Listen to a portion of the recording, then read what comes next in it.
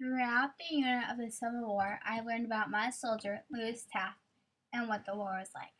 Lewis Taft was born in 1831, but no one knows where. Most people think he was born in New York.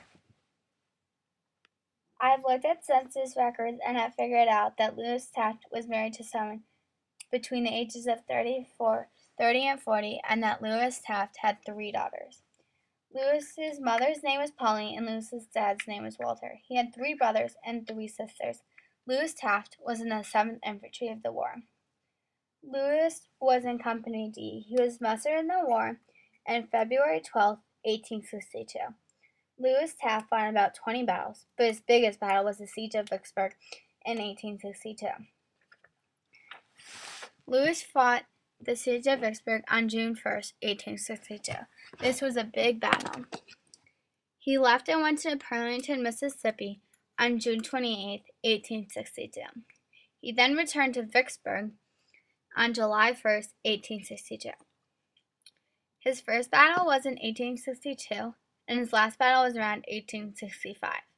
He was mustered out of the war on March 14, 1866. He was out of the war when he was 35 years old. Lewis Taft was only in the war for 4 years. He was not wounded during the war. Many soldiers did not come home from the war, or they were wounded. However, my soldier did not die in the war. I was only in the Civil War for 4 years. I don't think the war was that hard for Lewis Taft. He came back to his family and lived for another 31 years.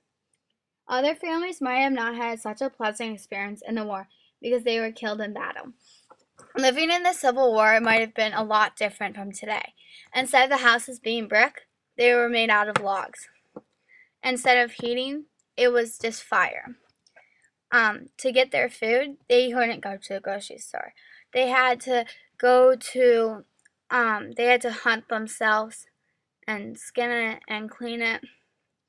So living life in the war might have been more difficult than it is. I mean, it wasn't hard for them because that's how they lived, but now it might have been harder. They didn't have nice houses or like a grocery store, and they didn't have any technology that we have today, such as computers or phones or a TV. And the battle for them was probably really hard.